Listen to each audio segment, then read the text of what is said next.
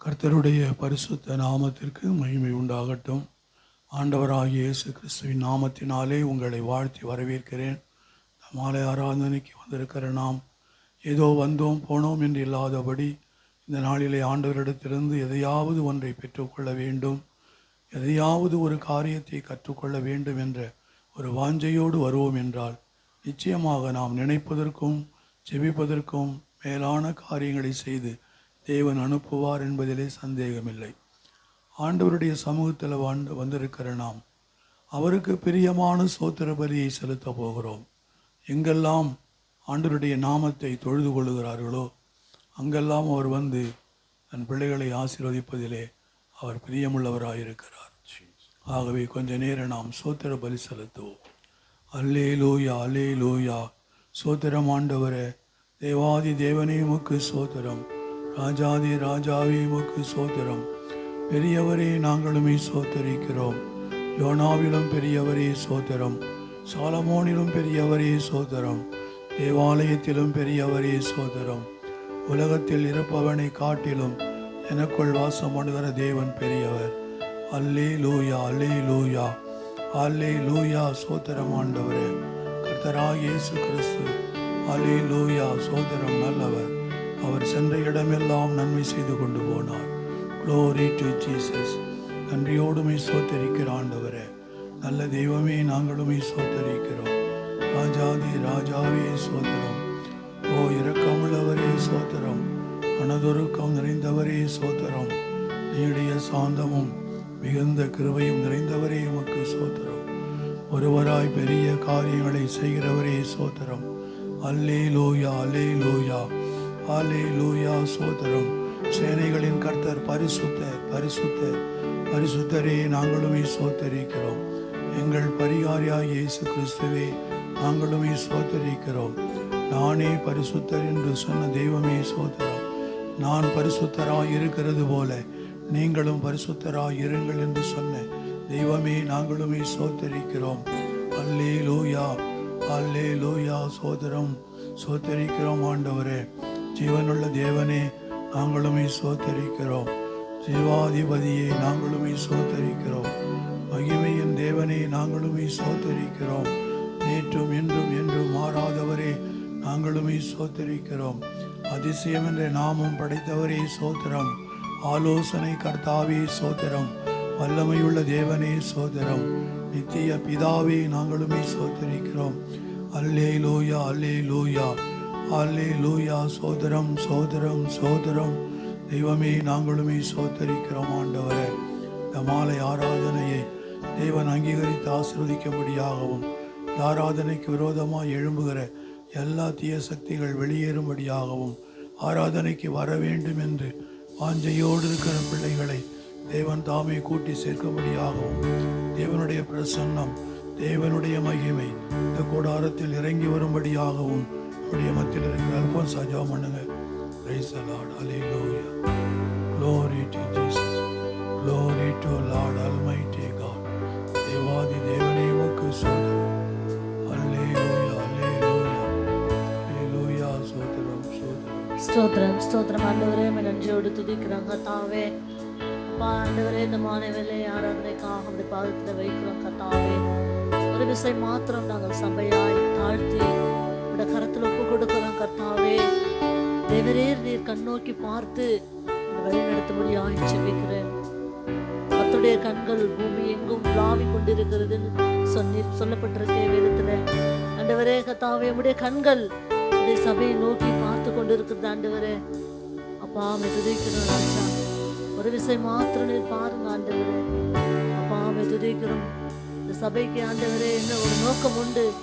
அல்லேலூயா. அந்த நோக்கத்தை கர்த்தர் நிறைவேற்றும்படியாய் ஜெபிக்கிறேன் ஆண்டவரே. ஆண்டவரே, ஆரம்பம் முதல் ஆண்டவரே முடிவு வரை நீரே வழி நடத்தும்படியாய் ஜெபிக்கிறேன் ஆண்டவரே. சுவாமியுடைய கரம் எங்களை வழி நடத்தட்டும் ஆண்டவரே. உங்களுக்கு ஸ்தோத்திரம். அப்பா, ஒவ்வொரு பகுதியையும் நீர் ஆசீர்வதித்து கொடுங்க. ஏதோ ஒரு நோக்கத்திற்கோ ஏதோ ஒரு நேரம் போறதுக்காகவோ அல்ல. இல்லை ஆண்டவரே. அப்பா துதிக்கிறோம். சொல்ல ஆகும் கட்டளையிட நிற்கும்னு சொன்ன தேவன். அல்லேலூயா. ஆண்டவரே துதிக்கிறோம். அப்படியாய் ஒவ்வொரு பகுதியில் ஆசீர்வதித்து நிரப்பும்படியாக ஜெபிக்கிற ஆண்டவரே. பாடல் பாடும் பொழுது உங்களுடைய பிரசன்னத்தினாலே ஒவ்வொருவரையும் நிரப்புங்க, வழி நடத்துங்க ஆண்டவரே. துதிக்கிறோம் ஆண்டவரே. ஒருவேளை உமக்கு விரோதமான காரியங்கள் ஏதாகிலும் இருந்தா ஆண்டவரே நீர் மன்னித்து ஏற்றுக்கொண்டு வழி நடத்த முடியாது ஜெபிக்கிற ஆண்டவரே. துதிக்கிறோம். ஒருவன் என்னை பின்பற்றி வர விரும்பினால் அவன் தன்னைத்தானே வெறுத்து அவன் சிலுவை எடுத்துக்கொண்டு வர கடவுள்னு சொல்லி வேதத்தை நாங்கள் வாசிக்கிறோம் ஆண்டவரே. இப்படியாய் ஆண்டவரே நாங்கள் ஒவ்வொருவரும் ஆண்டவரே அந்த சிலுவை எடுத்துக்கொண்டு வருவதற்கு ஆயத்தமாக இருப்பதற்கு உதவி செய்கிறாங்க ஆண்டவரே. இந்த ஆராதனையுடைய கருத்து ஒப்பு கொடுக்கிறோம் தகப்பனே. வரை தடைபட்டிருக்கிற எல்லா காரியங்களையும் தடைகளை நீக்கி நீர் கொண்டு வந்து சேர்க்கும்படியாக ஜெபிக்கிறான் ஆண்டவரே. துதிக்கிறோம். பிசாசானவன் யாரை விழுங்கலாமோ என்று சுற்றி திரிகிறான் ஆண்டவரே. அப்பா கத்தாவே அப்படி இல்லாதபடிக்கு கத்தாவே துதிக்கிற ராஜா ஆண்டவரே நீ வழி நடத்த முடியாது ஜெபிக்கிறான் ஆண்டவரே. உங்களுக்கு ஸ்தோத்திரம் அப்பா கத்தாவே. ஆண்டவரே துதிக்கிறோம். இன்னைக்கு செய்தியை கூட கத்தாவே நீர் ஆசீர்வதித்து கொடுக்க முடியாது ஜெபிக்கிறேன். அப்பாவை மறைத்து தேவ ஆவியானவர் வெளிப்படுங்க ஆண்டவரே. ஆண்டவரே துதிக்கிறோம் கத்தாவே. ஆண்டவரே வந்த ஒவ்வொருவரையும் நீர் ஆசீர்வதிப்பீராக. காயப்பட்ட கருத்துல நாங்கள் ஒப்பு கொடுக்கிறோம். நாங்கள் வந்தவர்கள் வெறுமையாய் போகாதபடிக்கு நிறைவான ஆசீர்வாதத்தை ஆண்டவரே நாங்கள் பெற்றுக்கொண்டு கடந்து செல்ல எங்களுக்கு உதவி செய்தரணும் ஆண்டவரே. துதிக்கிறோம் ராஜா. ஆண்டவரே இந்த திருசபைக்கு என்ன சொல்ல ஆண்டவரே நீர் ஆயத்தமா இருக்கிறீரோ நாங்கள் அப்படி ஏற்றுக்கொண்டு வாழ்க்கையில நடைமுறைப்படுத்த எங்களுக்கு உதவி செய்கிறாங்க. அதை தடைப்பட்டிருக்கிற அநேக ஆத்துமாக்கள் வெளியில உண்டு ஆண்டவரே. தடைகளை நீக்கி என் தேவன் இந்த கூடாரத்தினை கொண்டு வந்து சேர்க்கும்படியாக ஜெபிக்கிறேன் ஆண்டவரே. துதிக்கிற ஒரு விஷயம் மாத்திரம் நாங்கள் தெய்வ பிரசன்னத்தை உணரும்படியாக ஜெபிக்கிறேன் ஆண்டவரே. தெய்வ ஆவியானவர் வழி நடத்தும், பரிசுத்தப்படுத்த காத்துக்கொள்ளும், வழி நடத்தும். எல்லாவற்றையும் இந்த கருத்துல ஒப்பு கொடுக்கும். துதிகன மகிமை எல்லாம் இந்த கருத்துல ஒப்பு கொடுத்து இயேசுவின் நாமத்தினாலே ஜெபிக்கிறேன் ஜீவனும் பரிசுத்த நல்ல பிதாவே. ஆமென். அல்லேலூயா, அல்லேலூயா. சங்கீதம் 100 வாசிக்கிற பொழுது பூமியின் குடிகளே எல்லாரும் கர்த்தரை கம்பீரமாய் பாடுங்கள். அது மாத்திரமல்ல மகிழ்ச்சியோടെ கர்த்தருக்கு ஆராதனை செய்து ஆனந்த சத்தத்தோடு அவர் சன்னதி முன் வாருங்கள் என்று தாவீது தன் சங்கீதத்தில் எழுதியிருக்கிறார். ஆகவே அந்த பிரகாரமாக ஏதோ வந்தோம் போனோம் என்று இல்லாதபடி நாம் எல்லாரும் கர்த்தரை கம்பீரமாய் பாடுவோம். மகிழ்ச்சியோடு கர்த்தருக்கு ஆராதனை செய்து ஆனந்த சத்த சன்னதியில் அவர் திருமுன் வாருங்கள் என்று வேதத்தில் பார்க்கிறோம். அப்படியாய் நாம் சில பாடல்களை ஆண்டவருடைய நாமத்திற்கு மகிமையாக பாடி தேவனை ஆராதிப்போம்.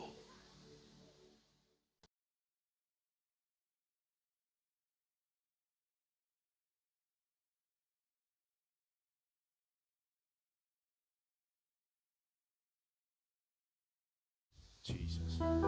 Hallelujah. கரங்களை உயர்த்தி ஹalleluya. எத்தனை பேர் சந்தோஷமா இருக்கீங்க?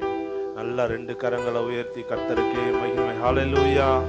இந்த பரிசுத்த ஓய்வு நாளிலும் கர்த்தரை துதித்து பாட அவரை ஆராதிக்க வந்த ஒவ்வொருவரையும் வாழ்த்துகிறேன். கடந்த வாரமெல்லாம் கர்த்தர் நம்மையும் நம்முடைய குடும்பத்தையும் கண்ணின் மணியை போல பாதுகாத்து இதுவரையில் தம்முடைய இரக்கத்தை கொண்டு நம்மை கொண்டு வந்திருக்கிற நல்ல தேவன்.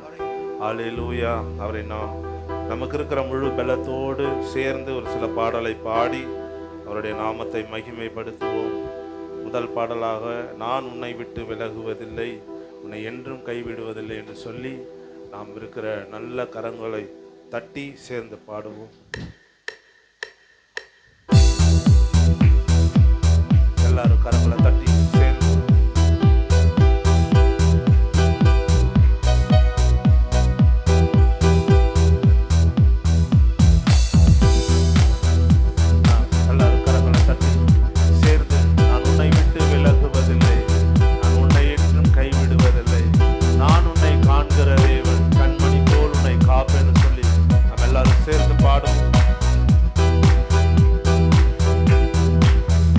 நான் உன்னை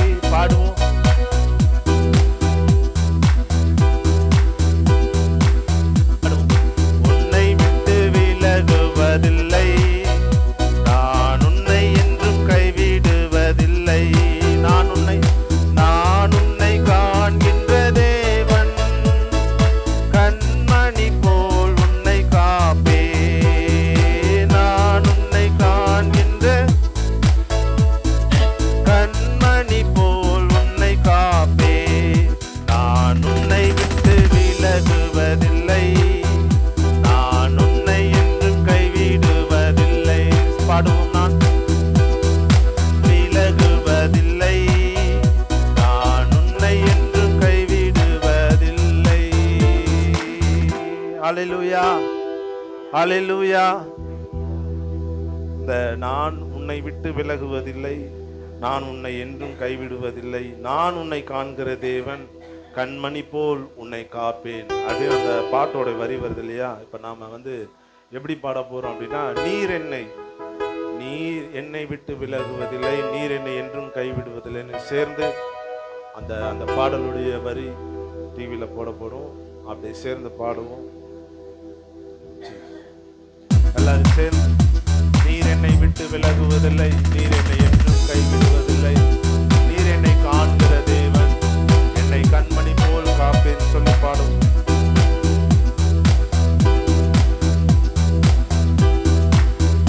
நீர் என்னை விட்டு விலகுவதில்லை, நீர் என்னை என்றும் கைவிடுவதில்லை, நீர் என்னை விட்டு விலகுவதில்லை, நீர் என்னை என்றும் கைவிடுவதில்லை, நீர் என்னை காண்கின்ற தேவன், கண்மணி போல் என்னை காப்பீர். நீர் என்னை காண்கின்ற தேவன், கண்மணி போல் என்னை காப்பீர். நீர் என்னை விட்டு விலகுவ பாடுங்க சத்தத்தை உயர்த்தி. என்னை என்றும் கைவிடுவதில்லை, நீர் என்னை விட்டு விலகுவதில்லை, நீர் என்னை என்றும் கைவிடுவதில்லை. பயப்படாதே பயப்படாதே நீ மனமே, நீர் காத்திடுவீர் என்னை தினமே.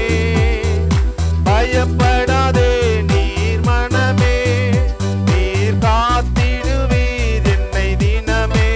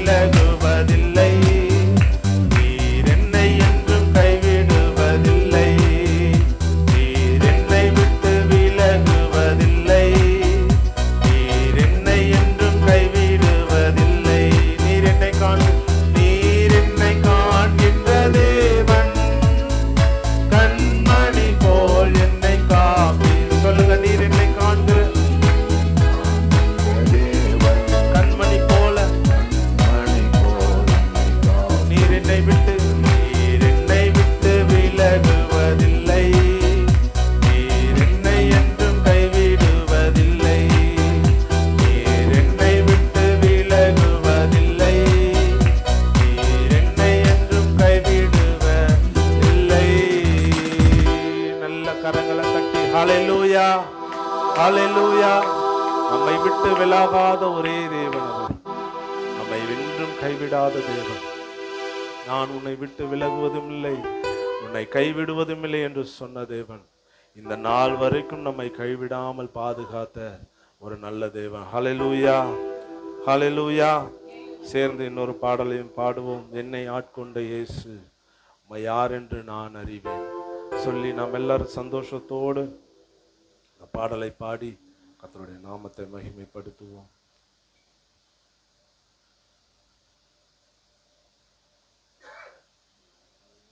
டெம்போ.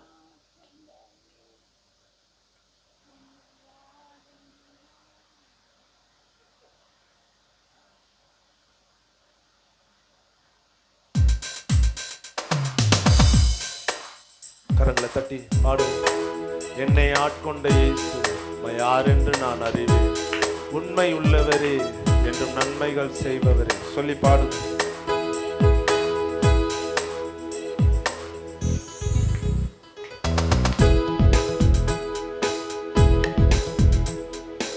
என்னை ஆட்கொண்ட இயேசு உம்மை யார் என்று நான் அறிவேன். என்னை ஆட்கொண்ட இயேசு உம்மை யார் என்று நான் அறிவேன். உண்மை உள்ளவரே என்றும் நன்மைகள் செய்பவரே, என்றும் நன்மைகள் செய்பவரே. உண்மை உள்ளவரே, உண்மை உள்ளவரே என்றும் நன்மைகள் செய்பவரே, என்றும் நன்மைகள் செய்பவரே. என்னை ஆட்கொண்ட இயேசு உம்மை யார் என்று நான் அறிவேன். என்னை ஆட்கொண்ட இயேசு உம்மை யார் என்று நான் அறிவேன். மனிதர் தோற்றும் போது உம்மில் மகிழ செய்பவரே, மனிதர் தோற்றும் போது உம்மில் மகிழ செய்பவரே. அதை தாங்கிட பலன் கொடுத்து தயவாய் அணைப்பவரே. சவுண்ட் கொஞ்சம் ஏத்து. அதை தாங்கிட பலன் கொடுத்து தயவாய் அணைப்பவரே. திரும்ப பாடுங்க. மனிதர் தூற்றும், மனிதர் தூற்றும் போது உம்மில் மகிழ செய்பவரே, மனிதர் தூற்றும் போது உம்மில் மகிழ செய்பவரே. அதை தாங்கிட பலன் கொடுத்து தயவாய் அணைப்பவரே, அதை தாங்கிட பலன் கொடுத்து தயவாய் அணைப்பவரே. என்னை ஆட்கொண்ட சவுண்ட் பாடுங்க. நல்ல கரங்களை தட்டி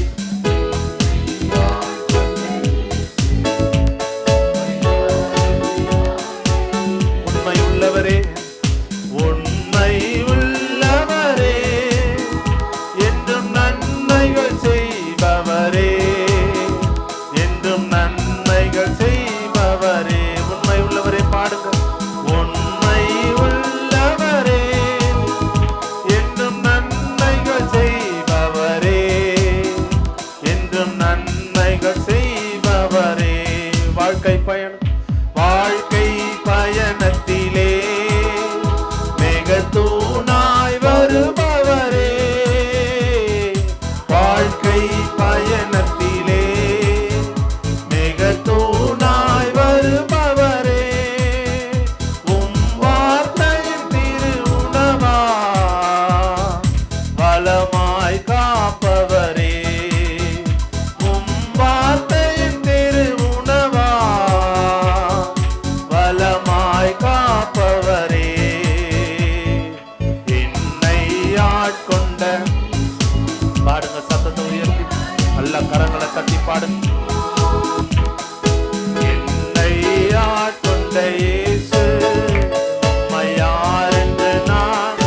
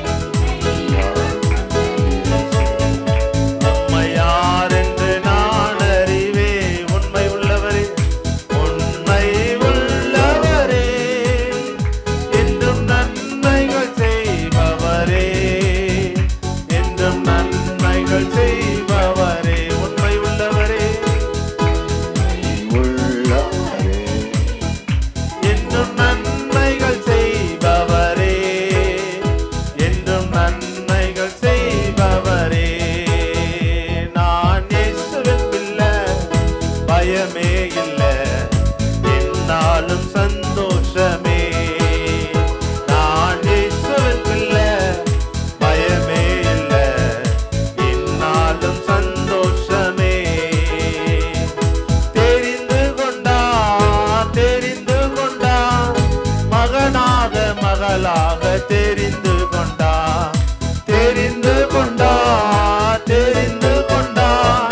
மகனாக மகளாக தெரிந்து கொண்டா. நான் இயேசுவின் பிள்ளை, பயமே இல்லை என்னாலும் சந்தோஷமே. நல்ல பாடுங்க சந்தோஷத்தோடு. பயமே இல்லை என்னாலும் சந்தோஷமே. கழுவப்பட்டேன்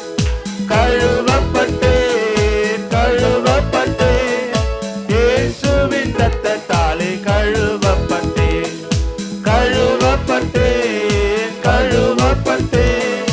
இயேசுவின் ரத்தத்தாலே கழுவப்பட்டேன். நான் இயேசுவின் பிள்ளை, பயமே இல்லை என்னாலும் சந்தோஷமே. நான் இயேசுவின் பிள்ளை, பயமே இல்லை என்னாலும் சந்தோஷமே. வென்று விட்டேன் எதிரியின் தடைகளை வென்று விட்டு. சொல்லுங்க, வென்று விட்டேன் எதிரியின் தடைகளை வென்று விட்டேன். நான் இயேசுவின் பிள்ளை, பயமே இல்லை என்னாலும் சந்தோஷமே. நான் இயேசுவின் பிள்ளை, பயமே இல்லை என்னாலும் சந்தோஷமே. நிரப்பப்பட்டேன் ஆவியின் வல்லமையால் நிரப்ப. சொல்லி பாடுங்க, நிரப்பப்பட்டேன். சந்தோஷத்தோட கரங்களை தட்டி பாடுங்க. ஆவியின் வல்லமைகள் சொல்லுங்க, நிரப்பப்பட்டேன் ஆவியின் வல்லமையால் நிரப்பப்பட்டேன் ஆவியின் வல்லமையால் நிரப்பப்பட்டேன். நான் இயேசுவின் பிள்ளை, பயமே இல்லை என்னாலும் சந்தோஷமே. நான் இயேசுவின் பிள்ளை, பயமே இல்லை என்னாலும் சந்தோஷமே. சுகமானேன் பாடுவோம். சுகமானே இயேசுவின் காயங்களால் சுகமானே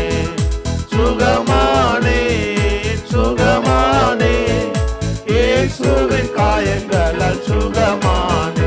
நான் இயேசுவின் பிள்ளை, பயமே இல்லை என்னாலும் சந்தோஷமே. பாடுங்க, நான் இயேசுவின் பிள்ளை, பயமே இல்லை என்னாலும் சந்தோஷமே. தெரிந்து கொண்டா பாடுவோம். தெரிந்து கொண்டா மகனாக மகளாக தெரிந்து கொண்டா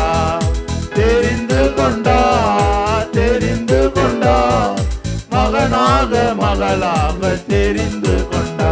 நான் இயேசுவின் பிள்ளை, பயமே இல்லை என்னாலும் சந்தோஷமே. நான் பயமே இல்லை என்னாலும் சந்தோஷமே. நல்ல கரங்களை தட்டி கர்த்தருக்கு நல்ல நன்றி செலுத்தி ஹல்லேலூயா. நம்ம எல்லாரும் அப்படி இருக்கிற இடத்துல எழுந்து மாலை வேளையிலும் பரிசுத்த ஓய்வு நாளிலும் அவரை நோக்கி பார்த்து கண்களை மூடி கரங்களை உயர்த்தி, ஆண்டவரே, நீர் என்னை நடத்தி வந்த கிருபைக்காக உமக்கு நாங்கள் நன்றி செலுத்துகிறோம். ஆண்டவரே, வாரமெல்லாம் எங்களை நடத்தினீரே, பாதுகாத்தீரே. ஆண்டவரே, எங்களோடு கூட இருந்தீரே. ஹல்லேலூயா, ஹல்லேலூயா. அதற்காக நாங்கள் ஆண்டவரே இந்த பரிசுத்த ஓய்வு நாளில் உமக்கு நாங்கள் நன்றி செலுத்துகிறோம். சபையாய் கூடி நாங்கள் உம்மை ஆண்டவரே உயர்த்துகிறோம். அப்பா ஆண்டவரே, ஒரு குறைவமில்லாமல் எங்களை நடத்தினீரே, பாதுகாத்தீரே. அதற்காக உமக்கு நாங்கள் நன்றி செலுத்துகிறோம். ஹல்லேலூயா, ஹல்லேலூயா. நீ நல்லவர், நீ நல்லவர், நேற்றும் என்றும் என்றும் மாறாதவர். ஆண்டவரே, அப்பா நீ நேற்றும் இன்றும் நின்று மாறாத தேவன் ஆண்டவரே. ஹalleluya ஹalleluya. கரங்களை உயர்த்தி ஹalleluya. முறியடிப்பேன் முறியடிப்பேன் இயேசுவின் காயங்களால் முறியடிப்பேன் முறியடிப்பேன் முறியடிப்பேன் எதிரான ஆயுதத்தை சொல்லுங்க முறியடிப்பேன் முறியடிப்பேன் முறியடிப்பேன் இயேசுவின் ஆயுதத்தை முறியடிப்பேன் முறியடிப்பேன் முறியடிப்பேன் எதிரான ஆயுதத்தை முறியடிப்பேன். நான் இயேசுவின் பிள்ளை பயமே இல்லை என்னாலும் சந்தோஷமே. நான் இயேசுவின் பிள்ளை பயமே இல்லை என்னாலும் சந்தோஷமே. நம்ம எல்லாரும் அப்படி இருக்கிற இடத்துல எழுந்து ஹalleluya ஹalleluya ஹalleluya. பயம் இல்லாமல் நம்மை நடத்துகிறது, விசுவாச பாதையில் நம்மை நடத்துகிறது, வார்த்தையில் நம்மை நடத்துகிறது. ஆண்டவரே நாங்கள் உமக்கு நன்றி செலுத்துகிறோம். நீர் ஒருவரே உயர்த்தப்படத்தக்கவர். ஹalleluya. கர்த்தரை நோக்கி பார்ப்போம். கொஞ்ச நேரம் முழு இருதயத்தோடு அவரை ஆராதிக்க அவருடைய இருதயத்தை ஆராய்ந்து பார்ப்போம். இந்த பரிசுத்த ஓய்வு நாளில் ஆண்டவரே வாரமெல்லாம் நீர் என்னை நடத்தின தேவன். அப்பா இந்த பரிசுத்த ஓய்வு நாளிலும் ஆண்டவரே உம்மை நாங்கள் நோக்கி பார்க்கிறோம். ஒரு விசை நீர் எங்களை இந்த ஆராதனையில் தகுதிப்படுத்தும். ஆண்டவரே என்னுடைய குறைவுகளை குற்றங்களை மன்னிங்க. முழு இதயத்தோடு உம்மை ஆராதிக்க ஆண்டவரே எனக்கு உதவி செய்யும். அப்பா ஸ்தோத்திரம். ஆண்டவரே நீர் என்னை காண்கிற தேவன். உம்மை நாங்கள் ஆண்டவரே ஆராதிக்கிறோம். ஆண்டவரே வாரமெல்லாம் ஒரு குறைவும் இல்லாமல் நீர் எங்களை நடத்தினீரே, சூழ்நிலைகளில் நீர் எங்களை நடத்தினீரே, பலவீனத்தில் உம்முடைய பலன் ஆண்டவரே பலனை தந்து நடத்தினீரே. அதற்காக உமக்கு நாங்கள் நன்றி செலுத்துகிறோம். இயேசப்பா நீர் எத்தனை நல்லவர் ஆண்டவரே. உலகத்தில் எவ்வளோ காரியங்கள் நடக்கிறது, ஆனாலும் நீர் எங்களை அதற்கெல்லாம் ஒப்பு விடாமல் தேவன் நீர் எங்களோடு இருந்து எங்களை பாதுகாக்கிறீரே. அதற்காக உமக்கு நாங்கள் நன்றி செலுத்துகிறோம். ஹalleluya. ஆண்டவரே நீர் எத்தனை நல்லவர்.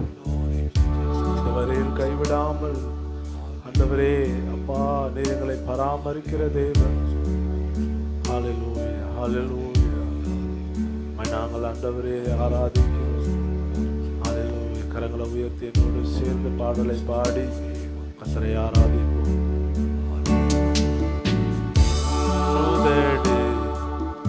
உம்மை துதிக்கும் ஜீவனுள்ள நாட்களெல்லாம் என்னுதடு உம்மை துதிக்கும் ஜீவனுள்ள நாட்களெல்லாம் உம் சமூகம் மேலானது, உயிரினும் மேலானது. உம் சமூகம் மேலானது, உயிரினும் மேலானது. சொல்லுங்க. என் உதடு உம்மை துதிக்கும், என் உதடு உம்மை துதி.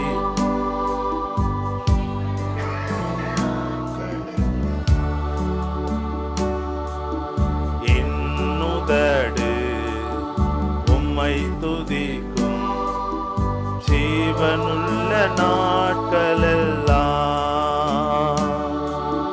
நீர் எனக்கு துணையாயிருப்பதா உம் நிழலில் அகமகிழ்கின்றே. நீர் எனக்கு துணையாயிருப்பதா உம் நிழலில் அகமகிழ்கின்றே.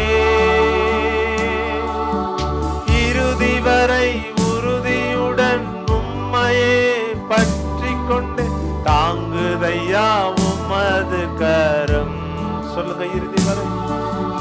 இறுதி வரை உறுதியுடன் உம்மையே பற்றி கொண்டு தாங்குதையா உம்மது கரம். என்னுதடு உம்மை துதிக்கும் ஜீவனுள்ள நாட்கள் எல்லாம். என்னுதடு உம்மை துதிக்கும் ஜீவனுள்ள நாட்கள் எல்லாம். உம் சமூகம் மேலானது, உயிரினும் மேலானது. பாடுங்க. என் சமூகம் மேலானது, உயிரினும் மேலானது. என் தகப்பன் நீர்தானையா, தேடுகிறேன் அதிகமா. என் தகப்பன் நீர்தானையா, தேடுகிறேன் அதிகமா. ஜீவன் தரும் தேவநதி, வற்றாத நீரூற்று, உம்மில் நான் தாகம் கொண்டேன். ஜீவன் தரும் தேவநதி, வற்றாத நீரூற்று, உம்மில் நான் தாகம் கொண்டேன்.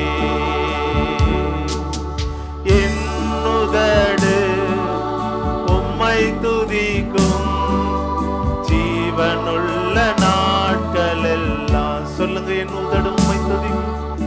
என்னுதடு ஜீவனுள்ள நாட்கள் எல்லாம். உம் சமூகம் மேலானது, உயிரினும் மேலானது. சொல்லி பாடுங்க முழு இதயத்தோடு. என் சமூகம் மேலானது, உயிரினும் மேலானது. அறுசுவை உணவு உண்பது போல் திருப்தி தினம் அடைகின்றேன். அறுசுவை உணவு உண்பது போல் திருப்தி தினம் அடைகின்றேன். ஆனந்த களிப்புள்ள உதடுகளால் துதிக்கின்ற ஆனந்தமே.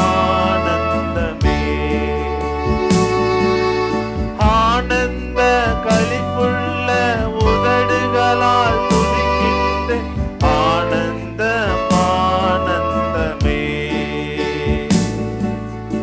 என்னுதடு உம்மை துதிக்கும் ஜீவனுள்ள நாட்கள் எல்லாம். பாடுவோம். என்னுதடு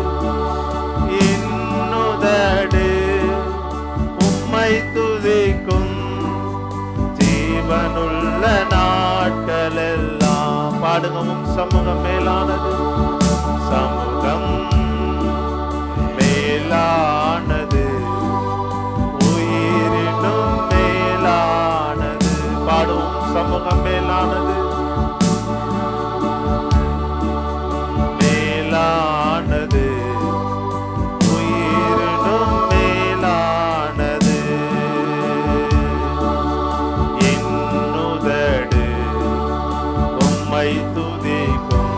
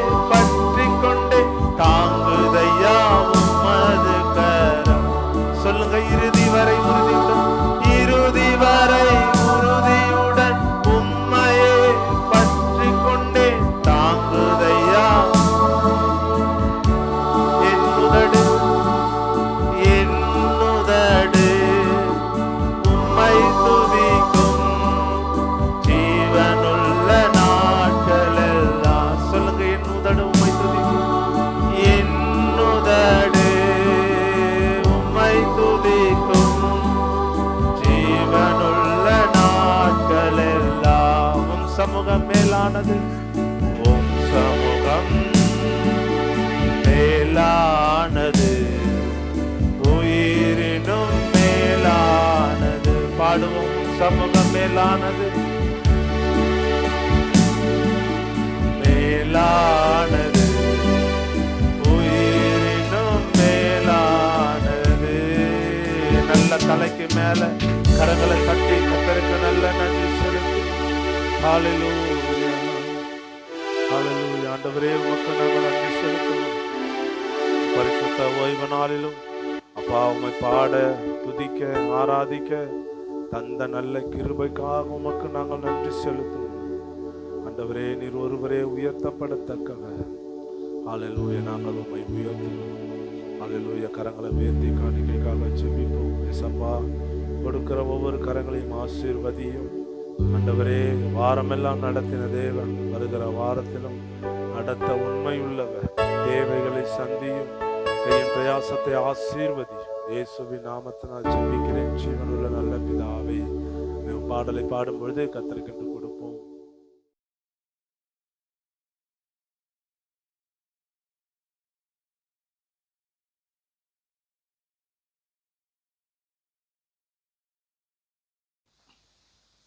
அடுத்த வாரம் 4வது வாரம் என்பதனாலே பாஸ்டர் சவுந்தரராஜ் அவர்கள் வருவார்கள்.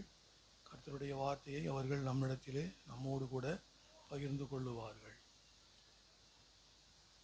ஆகவே நாம் அதிகமாக இந்த நாட்களில் ஜெபிக்க வேண்டும். என்னால் தெரியும், நமக்கு ஒரு 2 நாட்களுக்கு முன்பு அந்த அகமதாபாத்திலிருந்து புறப்பட்ட விமானம் பெரிய சத்தத்தோடு கூட அது கீழே விழுந்து அதனால் மரித்தவர்கள் கிட்டத்தட்ட 290 பேர் மரித்திருக்கிறார்கள். அதில் பயணம் செய்தவர்கள் எத்தனை பேர்னா 242 பேர். அதில் ஒருத்தர் மாத்திரம்தான் தப்பிச்சார். ஆனால் அந்த விமானி ஓட்டி அறிவித்தார், மிஷன் மத ஒர்க் ஆகல, அவ்வளோதான், கீழே போயிட்டுருக்குதுன்னு சொல்லிட்டார். ஆனால் என்ன செய்ய முடியும்? உள்ளேருந்து வெளியே யாரும் வர முடியாது. ஆனால் ஒரே ஒரு மனிதன் மாத்திரம் அவர் பார்த்து கொண்டே இருந்தார். ஏன்னா அவர் அடிக்கடி விமானத்தில் பயணம் செய்யக்கூடியவராக இருந்திருக்கணும். அதனால் அந்த வழியை அவர் கண்டுபிடிச்சு என்ன செஞ்சார், அவருக்கு தெரியும் விமானம் ஒரு ஆக்சிடெண்ட் நடக்க போகுதுன்னு தெரியும். அவருக்கு என்ன பண்ணாருன்னா, அது எப்போ கிட்ட வரும் பார்த்துக்கிட்டே இருந்தார். ஏன்னா ரொம்ப தூரத்தில் குதிக்க முடியாது. 625 அடி உயரத்தில் மிஷின் நின்று போச்சு. அப்படின்னு சொன்னால் அது எந்த வேகத்தில் கீழே வரும். அப்படிங்கும்போது பார்த்துக்கிட்டே இருந்துக்கிறாரு. கிட்ட வர சமயத்தில் என்ன பண்ணார், டக்குன்னு குதிச்சிட்டார். அந்த மேல் கட்டடத்தில் தான் இடிச்சு. அதில் இந்த மெடிக்கல் ஸ்டூடெண்ட் வேறு படிக்கிற ஹாஸ்டல், அது சாப்பிட்டுட்டு இருந்தாங்க, அங்கே தங்கியிருந்தாங்க. அவங்களெல்லாம் நிறைய பேர் இறந்துட்டாங்க. கிட்டத்தட்ட 33 பேர் சொல்கிறாங்க, அதை விட. அதனால் பாருங்கள், அப்போ இப்படிப்பட்ட ஆக்சிடெண்ட் எல்லாம் அந்த நாட்களிலே நடந்து வருகிறது. அது மாத்திரமல்ல, காசா அந்த நாடிலே பல்லாயிரக்கணக்கான குழந்தைகளுக்கு உணவு கிடைக்கல, அன்றாட தேவைகள் சந்திக்க முடியல. விக்கட்டான ஒரு சூழ்நிலையில் தான் இருந்து கொண்டிருக்கிறார்கள் அந்த காசா பட்டணத்தில் இருக்கிறார்கள். இந்த நிலைமையில் இஸ்ரவேல் என்ன செய்கிறான், அந்த உக்கிரனுக்கு எதிராக போர் தொடுக்கிறாங்க. பாருங்கள், அது இப்படிப்பட்ட காலகட்டத்திலே நீங்களும் நானும் வாழ்ந்து கொண்டு இருக்கிறோம். ஆனால் நம்முடைய முடிவு எங்கே இருக்குது என்று யாருக்கு நமக்கு தெரியாது. ஆனாலும் நாம் என்ன செய்யணும், ஜெபம் பண்ணணும். அவர்களுக்காக ஜெபம் பண்ணணும். ஒவ்வொரு நாளும் ஆக்சிடெண்ட் நடந்துட்டு தான் இருக்குது. கொஞ்சம் நேற்று முந்தின நாளை பார்க்கும்பொழுது நம்ம ஹெலிகாப்டரில் போனவங்க 7 பேர், அது மாதிரி நின்று 7 பேருமே செத்துட்டாங்க. யாரும் தப்பி வைக்க முடியல. இப்படிப்பட்ட ஆக்சிடெண்ட் எல்லாம் நடந்து கொண்டு இருக்கிறது என்பதை நம்ம மனதில் வைத்து அதிகமாக நாம் ஜெபிக்க வேண்டும். அது ரொம்ப முக்கியமானது. ஆகவே இந்த காரியத்திற்கெல்லாம் பாருங்கள், 241 பேர் மரித்து போனார்கள். அந்த விமானத்திலிருந்து அத்தனை பேரும், பணிப்பெண்கள், விமான ஓட்டி, பயணம் செய்தவர்கள் எல்லாருமே மரித்து போனார்கள். அவர்களுக்காக நாம் ஜெபிக்க வேண்டும். அதே மாதிரி இந்த மெடிக்கல் ஸ்டூடெண்ட்டு தான் லாஸ்ட் இயர் ஃபைனல் இயர் முடிக்கிற பிள்ளைகள் தான் இருந்தாங்க அங்கே அடுத்த அந்த கட்டடத்தில். அந்த கட்டடமே நொறுங்கி போச்சு. அவங்களும் செத்து போனார்கள். கிட்டத்தட்ட 33 பேர் செத்து போனார்கள் என்று சொல்லுகிறார்கள். ஆகவே இப்படிப்பட்ட ஆக்சிடெண்ட்டுகள் ஒவ்வொரு நாளும் நடந்து கொண்டே இருக்கிறது. ஆகவே நம்ம அதிகமாக ஜெபிப்போம். தெய்வ சமூகத்தில் நம்முடைய ஜெபத்தை கேட்டு ஆண்டவர் நமக்கு நன்மையான காரியங்களை செய்வார் என்பதில் சந்தேகமில்லை. ஆகவே நாம் ஆண்டவருடைய வார்த்தையை நாம் கேட்போம். அதை குறித்து தான் ஆண்டவர் எனக்கு அடிக்கடி இந்த கடைசி காலத்தில் என்ன நிகழும் என்பதை நீங்கள் அறிந்து கொள்ள வேண்டும் என்று சொல்லித்தான் ஆண்டவர் என்ன சொல்கிறாரு, சீக்கிரமாக இந்த பூமிக்கு வரப்போகிறார். இதெல்லாம் நம்ம பார்க்கும் பொழுது நம்ம எப்படி மனம் கொதிக்கிறது, மனம் வேதனைப்படுகிறது. இதெல்லாம் நமக்கு ஆண்டவர் வருகைக்கு ஒரு ஆயத்தமாகத்தான் காணப்படுகிறது. ஆகவே ஆண்டவருடைய வருகை சமீபம் என்பதை நாம் மறந்து போகவே கூடாது. அப்படின்னு சொன்னால் நாம் அதிகமாக ஜெபிக்க வேண்டும். இந்தியா தேசத்திற்கும் சரி மற்ற நாடுகளுக்கும் நாம் அதிகமாக ஜெபம் பண்ண வேண்டும். அதை மறந்து போகாதீர்கள். ஆகவே இயேசு கிறிஸ்துவின் நாமத்தினாலே உங்களை வாழ்த்தி வரவேற்கிறேன். எத்தனையோ பேர் இருந்தாலும் ஒரு சிலராக தெய்வ சமூகத்தில் நாம் வந்திருக்கிறோம். ஆனாலும் ஆண்டவர் ஒரு பெரிய கூட்டத்தை எதிர்பார்ப்பதில்லை. அவரே சொல்லியிருக்கிறார், 2-3 பேர் என் நாமத்தினால் எங்கு கூடி இருப்பீர்களோ அவர்கள் மத்தியில் நான் வருவேன் என்று சொன்னார். அதனால் ஒரு பெரும் கூட்டம் இருந்தால் தான் ஆண்டவர் வருவார் அப்படிங்கிறதெல்லாம் இல்லை. ஒரு சிறிய கூட்டமாக இருந்தாலும் தேவனுடைய நாமத்திலே நாம் கூடி வரும் பொழுது நிச்சயமாகவே அவர் நம் நடுவிலே இருப்பார் என்பதிலே சந்தேகமில்லை. நாம் வாழக்கூடிய நாட்கள் கடைசி நாட்கள். கர்த்தருடைய வருகை சீக்கிரம், அதற்குரிய அடையாளங்கள் எல்லாம் நடந்து கொண்டே இருக்கிறது. ஆகவே நாம் எச்சரிக்கையாக இருக்க வேண்டும், நாம் ஆயத்தப்பட வேண்டும். ஏனென்றால் அது எப்போ ஆண்டவர் வருவார் நமக்கு தெரியாது. 2 காரியங்களை தேவன் நமக்கு மறைத்து வைத்திருக்கிறார். 1 நம்முடைய மரணம், 2 ஆண்டவருடைய வருகை. நமக்கு எப்போ மரணம் வரும் என்று நமக்கு தெரியாது. ஆனாலும் நாம் மரணம் வருங்கிறது தெரியும். ஆனால் நம்ம ஆயத்தமாக இருக்கிறோமா, அதுதான் கேள்வி. அதே மாதிரி ஆண்டவர் வருவேன் என்று சொன்னவர் கட்டாயம் வருவார், அதில் சந்தேகமே இல்லை. ஆனால் எப்பொழுது வருவார் தெரியாது. ஆனால் அவரை சந்திப்பதற்கு நீங்களும் நானும் ஆயத்தமாக இருக்கிறோமா, அதான் முக்கியம். அப்போஸ்தலர் 2 பேதுரு 3ஆம் அதிகாரம் 10வது வசனத்தை வாசிங்களேன். பேதுரு எழுதுகிறார், எப்படி தன்னுடைய புத்தகத்தை எழுதுகிறார் அவர், ஆண்டவர் எப்படி வருவார் என்று எழுதுகிறார் அவர். 2 பேதுரு 3ஆம் அதிகாரம் 10வது வசனம் வாசிக்கலாம்.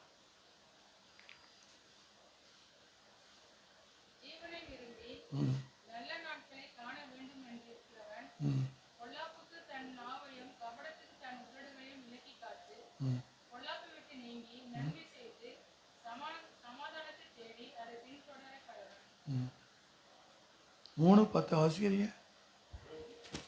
2 பேதுரு 3:10. 2 பேதுரு 3:10.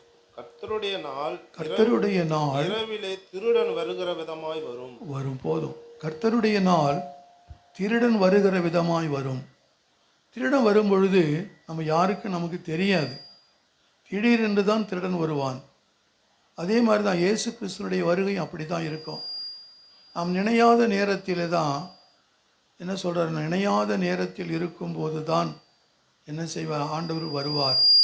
1 தெசலோனிக்கேயர் 5ஆம் அதிகாரம் 1-2 வசனங்களை வாசிக்கிற பொழுது, சகோதரரே, இவைகள் நடக்கும் காலங்களையும் சமயங்களையும் குறித்து உங்களுக்கு எழுத வேண்டுவதில்லை.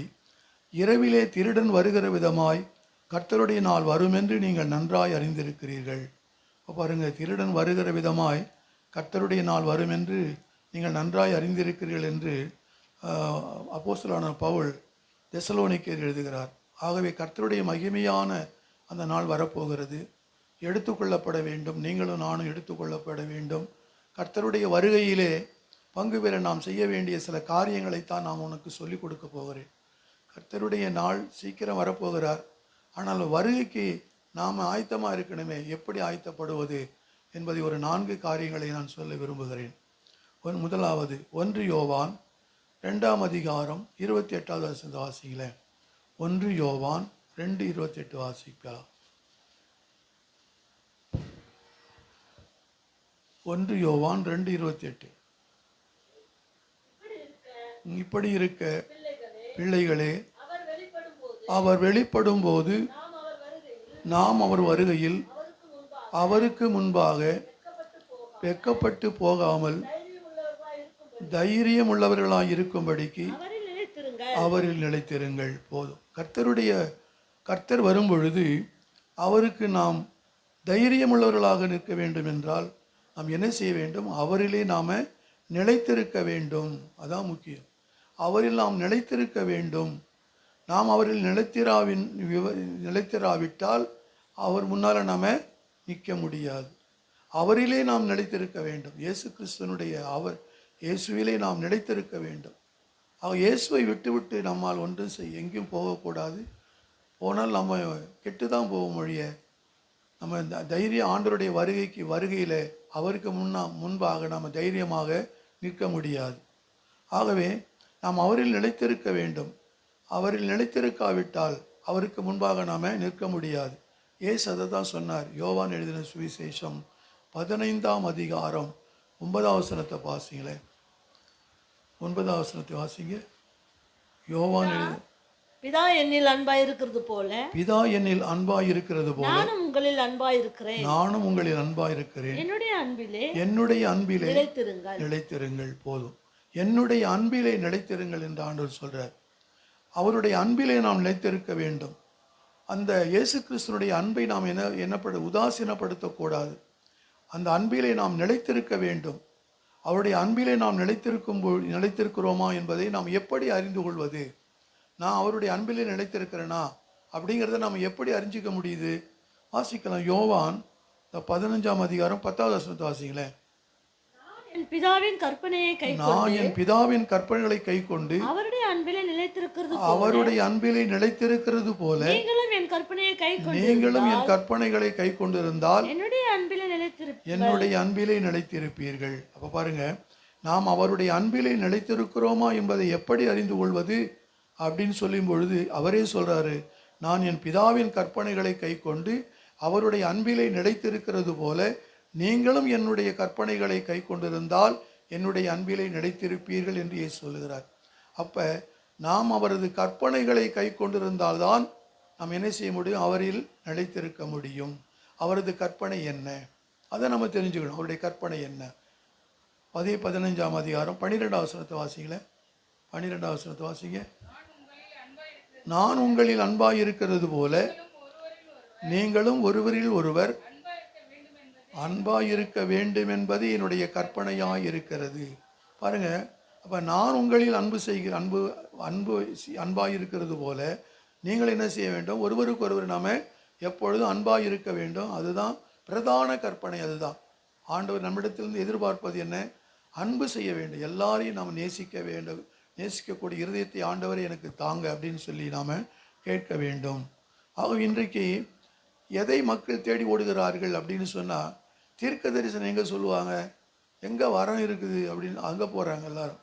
அவங்க எதுக்கு முக்கியத்துவம் கொடுக்கறது இல்லை? தேவனுடைய அன்புக்கு முக்கியத்துவம் கொடுப்பதில்லை. தீர்க்க தரிசனத்திற்கும் வல்லமைக்கும் தான் முக்கியத்துவம் கொடுக்கிறார்கள். எவனாவது சொல்லிட்டு இருப்பான்.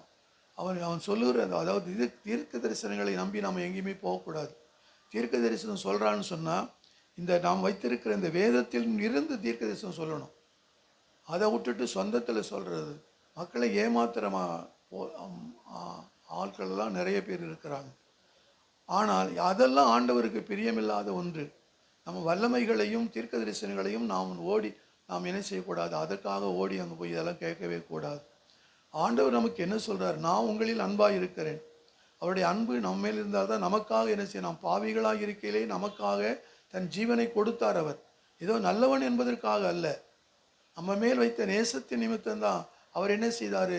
அவர் நமக்காக தன்னுடைய ஜீவனையே கொடுத்தாருன்னா அவருடைய அன்பு எப்படிப்பட்டது என்பதை நம்ம பார்க்கணும். ஆகவே அந்த அன்பிலே நாம் என்ன செய்ய வேண்டும்? நிலைத்திருக்க வேண்டும். அதை எப்படி நாம் வெளிப்படுத்த வேண்டும்?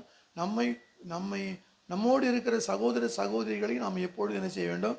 அன்பு செய்ய வேண்டும். அதான் ரொம்ப முக்கியம். அப்போ இந்த வரங்களை குறித்து தெளிவாக பவுல் எழுதுகிறார் அவருடைய புஸ்தகத்தில். 1 கொரிந்தியர் 13ஆம் அதிகாரம் 13ஆவது வசனத்தை வாசிங்களேன். 1 கொரிந்தியர் 13ஆம் அதிகாரம் 13ஆவது வசனத்தை வாசிங்க. இப்பொழுது விசுவாசம், நம்பிக்கை, அன்பு இம்மூன்றும் நிலைத்திருக்கிறது. இவைகளில் அன்பே பெரியது. போதும். பாருங்க, விசுவாசம், நம்பிக்கை, அன்பு இம்மூன்றும் நிலைத்திருக்கிறது. அப்ப விசுவாசம் வேண்டும், நம்பிக்கையும் வேண்டும், அதே சமயத்தில் அன்பையும் வேண்டும். ஆனால் இந்த மூன்றிலே எது பெருசு அப்படின்னு சொன்னால் அன்பு தான் பெரியது. அல்லேலூயா. ஆக தேவ அன்பை என்ன செய்ய வேண்டும்? கர்த்தரிடத்தில் கேட்கணும். ஆண்டவரே, நான் எல்லாரையும் நேசிக்கக்கூடிய இருதயத்தை எனக்கு கொடுங்க ஆண்டவரே அப்படின்னு சொல்லி நம்ம கேட்கும் பொழுதுதான் நாம் அவரில் நிலைத்திருக்கிறோம் என்று அர்த்தம். நமக்கு விரோதமாக எழும்புகளை நம்ம மன்னிக்க முடியலையா அப்போனா தேவனுடைய அன்பு நமக்குள்ள இல்லைன்னு தான் அர்த்தம். தேவன் நான் பாவியாக இருக்கும் பொழுது எனக்காக தன்னுடைய ஜீவனையே கொடுத்தாரே, அது எப்படிப்பட்ட அன்பு! அந்த அன்பு என்னிடத்திலே நான் என்ன செய்ய வேண்டும்? மற்றொரு பிரதிபலிக்கும் பொழுது தான் நான் அவருடைய அன்பிலே நிலைத்திருப்போம் என்றது. அதுதான் அர்த்தம். அது நம்ம தேவனுடைய அன்பில் நிலைத்திருக்கிறோமா? நிலைத்திருந்தால் என்ன செய்ய வேண்டும்? நமக்கு யாருமே பகையாளிகள் அல்ல, எல்லாரையும் நம்ம நேசிக்கக்கூடிய இருதயத்தை உடையவனாக இருக்க வேண்டும். அப்போ தான் அவரில் நிலைத்திருக்க முடியும். அப்போ தான் ஆண்டவருடைய வருகையிலே நாம் அவரோடு பங்கு கொள்ள முடியும். அதனால தான் பவுல் எழுதுகிறார், 1 கொரிந்தியர் 16ஆம் அதிகாரம் 13ஆம் வசனத்தை வாசிங்களேன். 1 கொரிந்தியர், நிலைத்திருங்கள், விசுவாசத்திலே நிலைத்திருங்கள், புருஷராயிருங்கள், இடம் கொள்ளுங்கள். போதும் பாருங்க, பவுல் எழுதுகிறார், விசுவாசத்தில் நிலைத்திருங்கள். ஏன்னா அந்த கடைசி காலம், துன்பங்கள் நிறைந்த ஒரு காலத்திலே நாம் இருக்கிறோம். இந்த காலத்தை கடந்து செல்வது மிகவும் கஷ்டமான ஒன்று தான். ஆனால் இக்காலத்தில் நமக்கு வேண்டியது என்ன தெரியுமா? விசுவாசம் வேண்டும். பிரச்சனைகளை பார்த்து நாம் சோர்ந்து போகக்கூடாது. நம்முடைய வாழ்க்கையில் நிறைய பிரச்சனைகள் வரும். பிரச்சனைகள் இல்லாத குடும்பமும் கிடையாது, பிரச்சனைகளை சந்திக்காத மனுஷர்களும் கிடையாது. எல்லாருக்கும் பிரச்சனை வரும். ஆனால் அதை பார்த்து நாம் என்ன செய்யக்கூடாது? சோர்ந்து போகக்கூடாது. நமக்குள்ளே இருக்கிற விசுவாசத்தை நாம் எரிய விட வேண்டும் ஒழிய அதை அணைத்து போடக்கூடாது. விசுவாசத்தில் நாம் நிலைத்திருக்க வேண்டும், விசுவாசத்தை காத்துக்கொள்ள வேண்டும் தான் பவுல் எழுதுகிறார். 2 தீமோத்தேயு 4ஆம் அதிகாரம் 7ஆம் வசனத்தை பாருங்க. 2 தீமோத்தேயு 4ஆம் அதிகாரம் 7ஆம் வசனத்தை வாசிங்க. நல்ல போராட்டத்தை போராடினேன், ஓட்டத்தை முடித்தேன், விசுவாசத்தை காத்துக்கொண்டேன். பாருங்க, பவுல் அப்படிதான் எழுதுறார். நல்ல போராட்டத்தை போராடினேன், ஓட்டத்தை முடித்தேன், விசுவாசத்தை காத்துக்கொண்டேன். நாம் அதே மாதிரி தான் விசுவாசத்தை நாம் என்ன செய்ய வேண்டும்? காத்துக்கொள்ள வேண்டும். ஆகவே நம்முடைய பிரச்சனைகளை பார்த்து நாம் சோர்ந்து போகவே கூடாது, பின்வாங்கி போகவும் கூடாது. விசுவாசத்திலே நாம் நிலைத்திருக்க வேண்டும் என்று தான் பவுல் எழுதுகிறார். எபிரேயர் 10ஆம் அதிகாரம் 37-38 வசனங்களை வாசிக்கலாம். எபிரேயர் 10ஆம் அதிகாரம் 37-38 வாசிக்கலாம். வருகிறவர் இன்னும் கொஞ்ச காலத்தில் வருவார், தாமதம் பண்ணார்.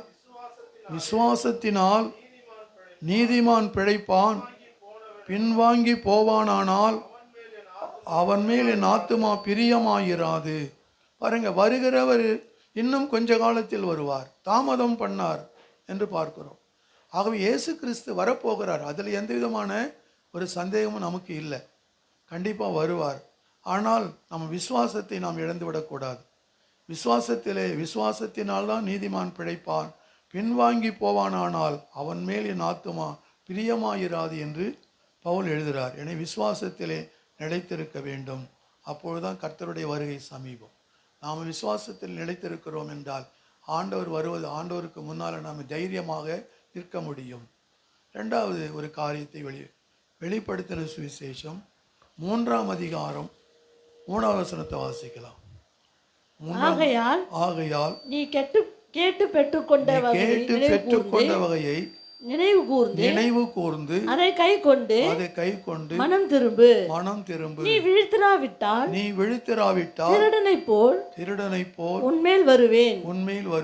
நான் உன்மேல் வரும் வேளையை அறியாதிருப்பாய். என்ன செய்ய வேண்டும்? 2வது காரியத்தை சொல்றாரு. நீ கேட்டு பெற்றுக்கொண்ட வகையை நினைவு கூர்ந்து அதை கை கொண்டு மனம் திரும்பு என்று சொல்றார். அப்போ நான் ரட்சிக்கப்பட்டிருக்கிறேன், என்னை பார்த்து மனம் திரும்ப வேண்டும் என்று சொல்கிறீர்களே அப்படியெல்லாம் சில பேர் சொல்லுவாங்க. என்ன மனம் திரும்ப வேண்டும்? நீங்கள் மனம் திரும்புங்க அப்படின்னு சொன்னால், நான் ரட்சிக்கப்பட்டிருக்கிறேன்பா, நான் ரட்சிக்கப்பட்டிருக்கிறேன், நான் மனம் திரும்பி தான் ரட்சிக்கப்பட்டிருக்கிறேன் அப்படின்னு சொல்லி நம்ம சொல்கிறாங்க நிறைய பேர். ஆனால் இந்த சர்தை சபையை பார்த்து தான் ஆண்டவர் இப்படி சொன்னார். ஆரம்பத்தில் மனம் திரும்பி கர்த்தரை ஏற்றுக்கொள்ளுகிறோம், ரட்சிக்கப்படுகிறோம், ஞானஸ்தானம் பெறுகிறோம், வரங்களை பெற்றுக்கொள்ளுகிறோம், ஊழியம் செய்கிறோம். ஆனால் பல ஆவிக்குரிய அனுபவங்களை பெற்றுக்கொள்ளுகிறோம். ஆனால் பல நேரங்களில் நம்ம துணிந்து என்ன செய்கிறோம்? பாவத்தில் விழுந்து விடுகிறோம். இதெல்லாம் இருக்குது நமக்கு. ரட்சிக்கப்பட்ட உண்மைதான், ஞானஸ்தானம் பெற்ற உண்மைதான், வரங்களை பெற்றது உண்மைதான், ஊழியம் செய்கிற அந்த ஆசை இருந்தது ஆரம்பத்தில் உண்மைதான். ஆனால் இப்படிப்பட்ட அனுபவங்களை எல்லாம் நம்ம பெற்றுக்கொள்கிறோம். ஆனாலும் சில நேரங்களில் நாம் என்ன செய்கிறோம், பல நேரங்களில், சில நேரங்கள்லாம் கூட கிடையாது, பல நேரங்களிலே நம்ம துணிந்து பாவத்தில் விழுகிறோம். அப்படிப்பட்டவர்களை பார்த்து தான் ஆண்டவர் சொன்னார், மனம் திரும்புங்கள் என்று கர்த்தர் சொல்லுகிறார். மனம் திரும்புங்கள். 2 கொரிந்தியர் 12ஆம் அதிகாரம் 20-21 வசனங்களை வாசிக்கலாமே.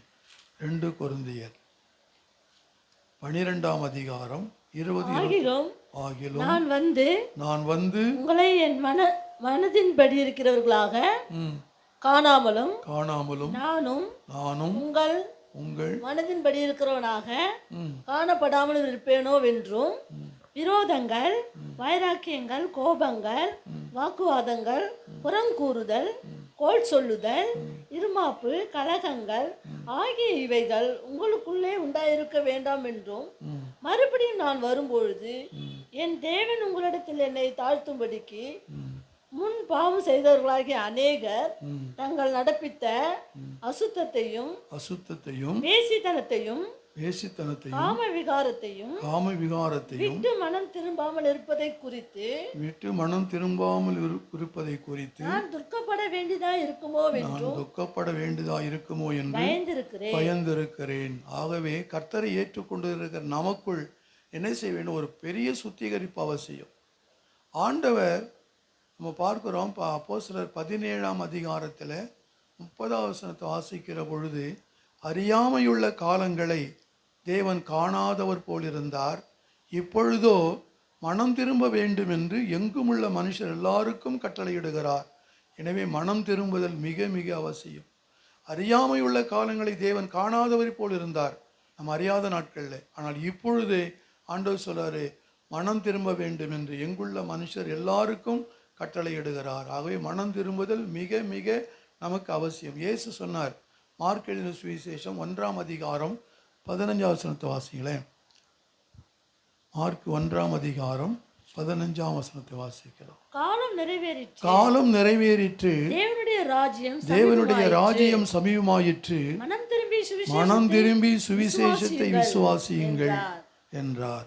காலம் நிறைவேறியது, தேவனுடைய ராஜ்யம் சமீபமாயிற்று, மனம் திரும்பி சுவிசேஷத்தை விசுவாசியுங்கள் என்று சொல். இது கடைசி காலம், கர்த்தருடைய வருகை சமீபம். மனம் திரும்புதல் மாத்திரமல்ல, நாம் என்ன செய்ய வேண்டும், ஆண்டவருடைய வார்த்தையை நாம் விசுவாசிக்க வேண்டும். ஆண்டவருடைய வார்த்தையை அப்படியே நாம் என்ன செய்ய வேண்டும், ஏற்றுக்கொள்ள வேண்டும். கேள்வியெல்லாம் கேட்கக்கூடாது. அது ஆண்டவர் விரும்புகிறார். அப்போ மனம் திரும்பினால் மட்டும் போதாது, சுவிசேஷத்தை நாம் விசுவாசிக்க வேண்டும். எந்த சுவிசேஷம்? நிறைய சுவிசேஷம் இருக்குது. சுவிசேஷம்னா என்ன? நற்செய்தி. சுவிசேஷங்கிற வார்த்தைக்கு நற்செய்தி. அப்போ எதிலிருந்தா என்ன சுவிசேஷம் அப்படின்னா, கர்த்தர் இயேசு கிறிஸ்து நமக்காக மரித்தார், உயிர்த்தார் என்பதுதான் ரட்சிப்பின் சுவிசேஷம். ஆண்டவராக இயேசு கிறிஸ்து உங்களுக்காகவும் எனக்காகவும் இந்த பூமிக்கு வந்தார். அவர் வந்து என்ன செஞ்சார், தன்னையே பலியாக ஒப்பு கொடுத்தார். அவருடைய அன்பு மேலானது. ஆகவே நாம் அந்த சுவிசேஷமாகி, ஆண்டவராக இயேசு கிறிஸ்து எனக்காக இந்த பூமிக்கு வந்தார், எனக்காக என்னை ரட்சித்தார் என்ற அந்த வார்த்தைகளை நாம் என்ன செய்ய வேண்டும், விசுவாசிக்கிற பொழுது அதுதான் சுவிசேஷம், நற்செய்தி. ஆனால் இன்னொரு சுவிசேஷம் இருக்கிறது, அதுதான் ராஜ்யத்தின் சுவிசேஷம் என்று சொல்லுவாங்க. மத்தேயு 24ஆம் அதிகாரம் 14 வசனத்தை வாசிங்களேன். 24:14 வாசிங்க. ராஜ்யத்தினுடைய இந்த சுவிசேஷம் பூலோகம் எங்கும் உள்ள சகல ஜாதிகளுக்கும் சாட்சியாக பிரசங்கிக்கப்படும். அப்பொழுது முடிவு வரும். எப்பொழுது முடிவு வரும்? இந்த ராஜ்யத்தின் சுவிசேஷம் எப்பொழுது முடிவு வரும் அப்படின்னா, பூலோகம் எங்கும் உள்ள சகல ஜாதிகளுக்கும் சாட்சியாக பிரசங்கிக்கப்படும். அப்படின்னா இன்னும் இயேசு என்று தெரியாம ஜனங்கள் கோடான கோடி மக்கள் இருக்கிறார்கள். சில தீவுகளிலே வாழக்கூடிய அந்த பழங்குடிகளை சந்திக்க முடியவில்லை. அவர்கள் மனிதர்களையே சாப்பிடுவார்கள். அப்படிப்பட்ட மக்களெல்லாம் வாழ்ந்து கொண்டிருக்கிறார்கள் இந்த உலகத்திலே. அவர்களுக்கு இன்னும் சுவிசேஷம் போய் சேர முடியலையே. எத்தனையோ பேர் போய் என்ன செஞ்சாங்க, தன் உயிரைத்தான் கொடுத்தாங்களே ஒழிய அவர்களுக்கு எந்த ஒரு சுவிசேஷமும் அறிவிக்கப்படவில்லை. அப்போதான் அந்த சுவிசேஷம் உலோகம் எங்கும் உள்ள சகல ஜாதிகளுக்கும் பிரசங்கிக்கப்படும். அப்பொழுது முடிவு வரும். அப்படின்னா இன்னும் ஆண்டவராக இயேசு கிறிஸ்துவை கேள்விப்படாத மக்கள் நமக்கு அருகிலேயே கூட இருக்கிறார்கள். நான் ஆஸ்பத்திரியில் ஒரு அம்மாவை பார்த்தேன். அவங்க பார்க்கும்போது இயேசு பற்றி சொல்லும்போது எனக்கு இயேசுனா யாருன்னே தெரியாதுங்க, யாருங்கன்னு கேட்குறாங்க. அவங்க எங்கே இருக்கிறாங்கன்னு சொன்னால் விழுப்புரம் பக்கத்தில் தான் சொந்த ஊருங்கிறாங்க. பாருங்கள், அப்படிப்பட்ட மக்களை இருக்கிறார்கள் நம்மை சுற்றி. இன்னும் இயேசு என்பது யாருக்கும் தெரியவில்லை. அவர்தான் தேவன் என்பதை அறியாமல் இருக்கிறார்கள். ஆகவே பரலோக ராஜ்யத்தை குறித்த சுவிசேஷம், அந்த பரலோக ராஜாவாகிய கர்த்தர் இயேசு கிறிஸ்து இந்த பூமியை 1000 வருஷம் அரசாள போகிறார் என்ற சுவிசேஷம். ஆகவே இயேசு சொன்னார், மனம் திரும்பி சுவிசேஷத்தை விசுவாசியுங்கள் என்று சொன்னார். வெளிப்படுத்தின சுவிசேஷம் 14ஆம் அதிகாரம் 6-7 வசனங்களை வாசிங்களேன். 14ஆம் அதிகாரம் 6-7 வசனங்களை வாசி. பின்பு வேறொரு தூதன் வானத்தின் மத்தியிலே பறக்க கண்டேன். அவன் பூமியில் வாசம் பண்ணுகிற சகல ஜாதிகளுக்கும், தோத்திரத்தாருக்கும், பாஷைக்காரருக்கும், ஜனக்கூட்டத்தாருக்கும் அறிவிக்கத்தக்கதாக சுவிசேஷத்தை உடையவனாயிருந்தான். மிகுந்த சத்தமிட்டு தேவனுக்கு பயந்து அவரை மகிமைப்படுத்துங்கள். அவர் நியாய தீர்ப்பு கொடுக்கும் வேலை வந்தது. வானத்திலும் பூமியும் சமுத்திரத்தையும் நீரூற்றுகளையும் உண்டாக்கினவராகிய தொழுது கொள்ளுங்கள் என்று கூறினார். அப்ப இயேசு ரட்சகர், ரட்சிப்பின் சுவிசேஷம். இயேசு பரலோகத்திற்கும் பூலோகத்திற்கும் ராஜா. அவர் 1000 வருடம் இந்த உலகத்தை ஆளப்போகிறார் என்பது ராஜ்யத்தின் சுவிசேஷம். ஆகவேதான் இயேசு வானவர் தான் உலகை நியாயந்திருக்க போகிறார், அவரை தொழுது கொள்ளுங்கள் என்ற சத்தியத்தை அறிந்து கொள்வதும் மற்றவர்களுக்கு அறிவிப்பதும் அதுதான் நித்திய சுவிசேஷம். ஆகவே இயேசு சொன்னார், மனம் திரும்பி சுவிசேஷத்தை விசுவாசியுங்கள். மனம் திரும்பாமல் இருந்தால் அவருடைய வருகையில் நாம் பங்கு பெற முடியாது. எனவே மனம் திரும்ப வேண்டும். அடுத்தது வாசிக்கலாம். வெளிப்படுத்தின சுவிசேஷம் 2ஆம் அதிகாரம் 25வது வசனத்தை வாசிங்க. 2:25 வாசிங்க. வெளிப்படுத்தின சுவிசேஷம் 2:25. உங்களுக்குள்ளவைகளை நான் வருமளவும் பற்றிக் கொண்டிருங்கள். போதும். உங்களுக்குள்ளவைகளை நான் வருமளவும் பற்றிக் கொண்டிருங்கள். அப்போ கர்த்தராகிய இயேசு கிறிஸ்து வருகிற வரையிலும் நாம் செய்ய வேண்டிய இன்னொரு முக்கியமான காரியம் உண்டு. அது என்ன அப்படின்னு சொன்னால், நமக்குள்ளதை பற்றி கொள்ள வேண்டும். நமக்குள்ளது என்ன நிறைய இருக்குது. அதில் ஒன்று பவுல் எழுதுகிறார், அதை மட்டும் சொல்கிறேன். 1 தீமோத்தேயு 6ஆம் அதிகாரம் 12வது வசனத்தை வாசிங்களேன். நமக்குள்ளதை பற்றி கொள்ள வேண்டும். நமக்குள்ளது என்பது நிறைய இருக்குது. அதில் ஒன்னே ஒன்று மட்டும் நம்ம விசுவாசத்தின் நல்ல போராட்டத்தை போராடு, நித்திய ஜீவனை பற்றிக்கொள். அதற்காகவே நீ அழைக்கப்பட்டாய். நித்திய ஜீவனை பற்றிக்கொள், அதற்காகவே நீ அழைக்கப்பட்டாய். அப்போ இந்த உலக காரியங்களை நாம் பற்றிக்கொள்வதல்ல, நித்திய ஜீவனை நாம் பற்றிக்கொள்ள வேண்டும். நித்திய ஜீவன் என்பது யாரை குறிக்கிறது அப்படின்னு சொன்னால், 1 யோவான் 5ஆம் அதிகாரம் 20வது வசனத்தை வாசிக்கிற பொழுது, இவரே மெய்யான தேவனும் நித்திய ஜீவனுமாயிருக்கிறார். இவரே மெய்யான தேவனும் நித்திய ஜீவனுமாயிருக்கிறார். இயேசுதான் நித்திய ஜீவன். அவரை நாம் என்ன செய்ய வேண்டும்? உறுதியாக பற்றிக்கொள்ள வேண்டும். ஏசாயா புஸ்தகம் 26ஆம் அதிகாரம் 3வது வசனத்தை வாசிக்கிற பொழுது, உம்மை உறுதியாய் பற்றி கொண்ட மனதை உடையவன் உம்மையே நம்பியிருக்கிறபடியினால் நீர் அவனை பூரண சமாதானத்துடன் காத்து கொள்ளுவீர். கடைசி வரை இயேசுவை, அவர் வரும் வரை நாம் என்ன செய்ய வேண்டும்? பற்றி கொள்ள வேண்டும். அவரை விட்டுவிடக்கூடாது. இந்த கடைசி காலத்தில் ஜனங்கள் என்ன செய்கிறாங்க? அந்த உலகத்தையும் உலகத்தினுடைய காரியங்களையே பற்றி அதை பிடித்து கொண்டிருக்கிறார்கள். ஆனால் வேதம் என்ன சொல்லுகிறது? யோவான் எழுதின சுவிசேஷம் 2ஆம் அதிகாரம் 8வது வசனத்தை வாசிங்களேன். யோவான் 2:8 வாசிக்கலாம். யோவான் 2:8. அவர் அவர்களை நோக்கி, நீங்கள் இப்பொழுது, யோவான் 2:8 வாசிக்கலாம். 2:8 தான் வாசிங்க. அவர் அவர்களை நோக்கி, நீங்கள் இப்பொழுது வண்டி விசாரிப்புக்காரனிடத்தில் கொண்டு போங்கள் என்றார். அவர்கள் கொண்டு போனார்கள். அது கிடையாது. பொய்யான மாயை பின்பற்றி கொள்ளுகிறவர்கள் தங்களுக்கு வரும் கிருபையை போக்கடிக்கிறார்கள் என்று சொல்லி ஒரு வசனம் இருக்கிறது. பார்ப்போம். அப்போ தேவன் நமக்கு வைத்திருக்கும் கிருபையை நாம் என்ன செய்யக்கூடாது? அதை போக்கடித்து விடக்கூடாது. கர்த்தரை நாம் உறுதியாக பற்றி கொள்ள வேண்டும். கர்த்தருடைய வருகை ரொம்ப சீக்கிரம் நெருங்கிவிட்டது என்பதை நம்ம பார்க்கிறோம். உலகத்தில் நடக்கக்கூடிய எல்லா காரியங்களையும் நாம் பார்க்கிற பொழுது ஆண்டவருடைய வருகை ரொம்ப சீக்கிரம் என்பதை நாம் அறிந்து கொள்கிறோம். ஆகவே தீத்துள்ள 1:9 வாசிக்கிற பொழுது உண்மையான வசனத்தை நன்றாய் பற்றிக்கொள்ளுமாய் இருக்க வேண்டும். கர்த்தருடைய வசனத்தை பற்றிக்கொள்ள வேண்டும். கர்த்தருடைய வார்த்தை நமக்கு வழிகாட்டும் தீபமாய் இருக்கிறது. அதனால தான் நம்ம சங்கீதம் 119, 105 வாசிக்கிற பொழுது உம்முடைய வசனம் என் கால்களுக்கு தீபமும் என் பாதைக்கு வெளிச்சமாய் இருக்கிறது. ஆகவே கர்த்தருடைய வசனத்தை நாம் பற்றிக்கொள்ள வேண்டும். கர்த்தரின் வசனம் நமக்கு வழிகாட்டும் ஒரு தீபமாக இருக்கிறது. ஆகவே இந்த நாட்களிலே நாம் என்ன செய்ய வேண்டும்? கர்த்தருடைய வார்த்தைகளை அதிகமாக நம்ம வாசிக்க வேண்டும். அதை குறித்து தியானம் செய்ய வேண்டும். அந்த ஆண்டவருடைய வார்த்தையை நாம் உறுதியாக பற்றிக்கொள்ள வேண்டும்.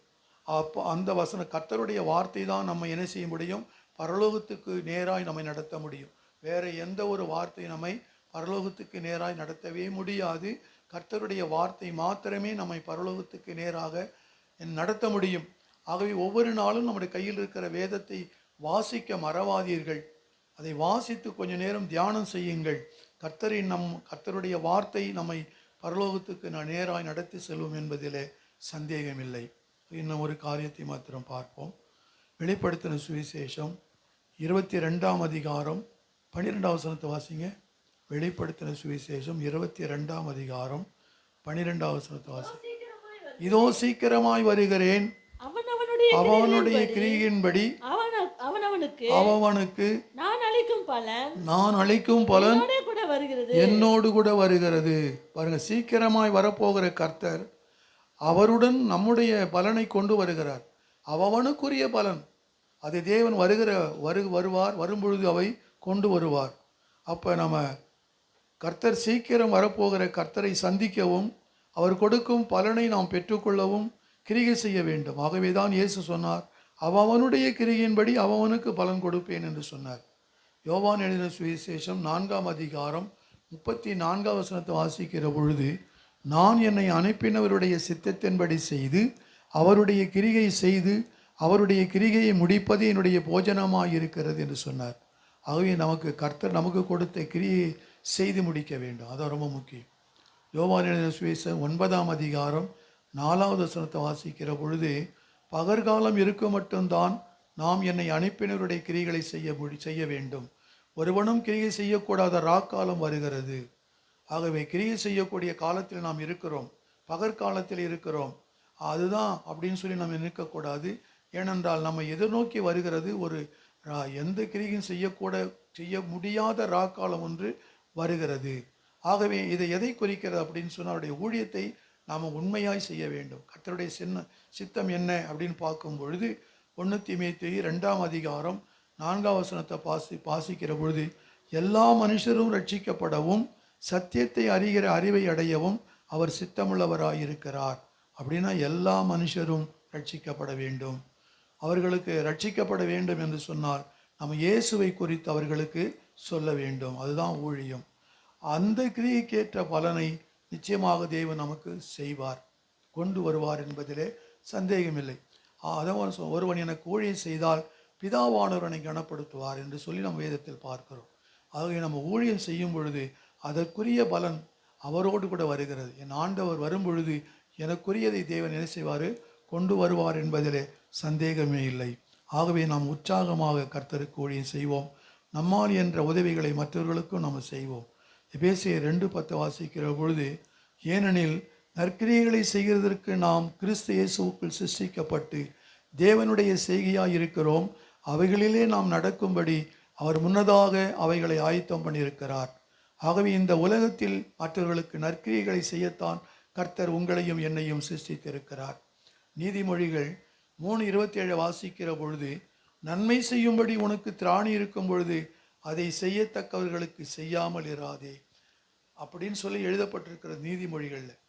அப்போ நன்மை செய்யும்படி உங்களுக்கும் எனக்கும் திராணி இருக்கும் பொழுது தான் என்ன செய்ய முடியும்? மற்றவர்களுக்கு உதவி செய்ய முடியும். ஆகவே அதை செய்யாமல் இருக்காதே. நீ செய்தால் அதற்குரிய பலன் என் ஆண்டவர் வரும் பொழுது அவர் கொண்டு வருவார். நமக்குரியதை அவர் கொண்டு வருவார். ஆகவே நம்மால் என்றவரை மற்றவர்களுக்கு நாம் உதவி செய்வோம். கர்த்தர் வருகிறார். அவனுடைய கிரியின்படி பலனளிக்க வருகிறார். கர்த்தர் இயேசுவை சந்திக்க அல்லது அவரை வரவேற்க நாம் ஆயத்தமாக இருக்கிறோமா? என்பதை நாம் சிந்தித்து செயல்படுவோம். கர்த்தர் நம் ஒருவரையும் ஆசீர்வதிப்பாராக. அல்லேலூயா. ஆண்டவருடைய வருகைக்கு நாம் என்ன செய்ய வேண்டும்? முதலாவது என்ன பார்த்தோம்? விசுவாசத்திலே நிலைத்திருக்க வேண்டும். இரண்டாவது பார்த்தோம், மனம் திரும்ப வேண்டும். மூன்றாவது என்ன செய்ய வேண்டும்? அவரை பற்றி கொள்ள வேண்டும். நான்காவது, அவருக்கென்று ஊழியம் செய்ய வேண்டும். மற்றவர்களுக்கு நம்மால் முடிந்த உதவிகளை நாம் செய்வோம் என்றால் நிச்சயமாக தேவன் அதற்குரிய பலனை தேவன் கொண்டு வருவார். எழுந்திருப்போம். ஸ்தோத்திரம். கொஞ்ச நேரம் நாம் தேவனை துதிப்போம். ஆண்டவரே, நீ பேசின வார்த்தைகளுக்காக நன்றி செலுத்துகிறோம். உம்முடைய வருகை அதிசீக்கிரம் ஆண்டவரே. தேவாதி தேவனே, உம்முடைய வருகை அதிசீக்கிரமாய் இருக்கிறபடியினால் நாங்களும் ஆண்டவரே உம்மிலே நிலைத்திருக்க, உம்முடைய வார்த்தைகளை ஒவ்வொரு நாளும் நாங்கள் வாசித்து தியானிக்க கர்த்தர் எங்களுக்கு உதவி செய்யும்படியாக நாங்கள் ஜெபிக்கிறோம். ஆண்டவரே, இந்த ஆராதனைக்கு அந்த ஒவ்வொருவரையும் நீர் ஆசீர்வதியும். உடைய காயப்பட்ட கரத்தினால் தொடும். பரலோகத்தின் வல்லமை இப்பொழுது இறங்கி வரட்டும் சுவாமி. ஒவ்வொருவரையும் ஆசீர்வதிக்கட்டும். தகப்பனே, சோத்தரிக்கும் உடைய வருகைக்கு ஆண்டவரே நாங்கள் ஆயத்தமாக இருக்கும்படி எங்களை ஆயத்தப்படுத்துவீராக. கர்த்தாவே, சோத்தரிக்கிறோம். ஏதோ வருகிறோம் போகிறோம் என்று இல்லை ஆண்டவரே. ஆம் தகப்பனே, உடைய வார்த்தையின்படி நடக்க கர்த்தர் எங்களுக்கு கற்றுத்தாரோம். ஆண்டவரே, உம்முடைய வார்த்தைகளை வழி நடத்தட்டும். உம்முடைய வார்த்தைகளை நிலைத்திருக்க கர்த்தர் எங்களுக்கு உதவி செய்யும்படியாக நாங்கள் ஜெபிக்கிறோம். இந்த நாளிலே தடைப்பட்டிருக்கிற பிள்ளைகளுக்காக நாங்கள் ஜெபிக்கிறோம். ஆண்டவரே, வருகிற வாரத்திலே தேவனாகிய கர்த்தர்களை கொண்டு வரும்படியாக நாங்கள் ஜெபிக்கிறோம். அந்த ஒருவரை ஆசீர்வதியும் பாதுகாத்துக் கொள்ளும். இயேசு கிறிஸ்துவின் நாமத்தில் ஜெபிக்கிறோம் எங்கள் ஜீவனுள்ள நல்ல பிதாவே, ஆமேன். என் ஆத்துமாவே கர்த்தரை சோத்தரி, என் முழு உள்ளமுடைய பரிசுத்த நாமத்தை சோத்தரி. என் ஆத்துமாவே கர்த்தரை சோத்தரி, கர்த்தர் செய்த சகல உபகாரங்களையும் மறவாதியாம். நம் ஆண்டவராகிய இயேசு கிறிஸ்துவினுடைய கிருபையும் பிதாவினுடைய பிரசன்னம் பரிசுத்த ஆவியானவருடைய அன்யோன்ய ஐக்கியமும் சந்தோஷமும் சமாதானமும் எப்பொழுதும் சகல பரிசுத்தவான்களோடு கூட நம்மோடும் நம்முடைய குடும்பத்தாரோடும் என்றென்றும் இருப்பதாக. ஆமென். அல்லேலூயா, அல்லேலூயா, அல்லேலூயா. ராஜா வருகிறார், ஆயத்தமாவோம். இயேசு வருகிறார், எதிர்கொண்டு செல்வோம். ராஜா வருகிறார், ஆயத்தமாவோம். இயேசு வருகிறார், எதிர்கொண்டு செல்வோம்.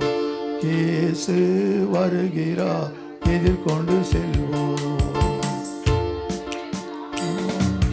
நிரம்பிட வேண்டும்,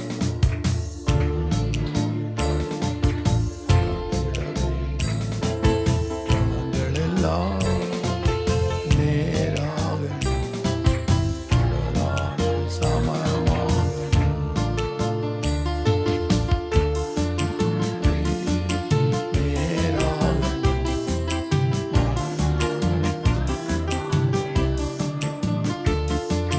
ராஜா வருகிறார், ஆயத்தமாவோம். ராஜா வருகிறார், ஆயத்தமாவோம். இயேசு வருகிறார், எதிர்கொண்டு செல்வோம். நம் இயேசு வருகிறார், எதிர்கொண்டு செல்வோம். நல்ல கனி கொடா மரங்கள் எல்லாம் வெட்டுண்டு அக்கினியில் போடப்படும்.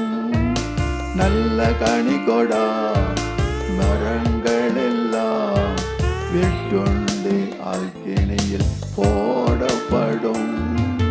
ராஜா வருகிறார், ஆயத்தமாவோம். ராஜா வருகிறார், ஆயத்தமாவோம். இயேசு வருகிறார், எதிர்கொண்டு செல்வோம். இயேசு வருகிறார், எதிர்கொண்டு செல்வோம். கோணலானவை நேராகணும், கரடானவை சமமாகணும்.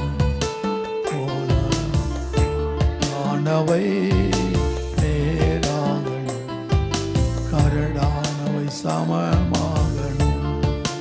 ராஜா வருகிறார், ஆயத்தமாவோம். ராஜா வருகிறார், ஆயத்தமாவோம். இயேசு வருகிறார், எதிர்கொண்டு செல்வோம்.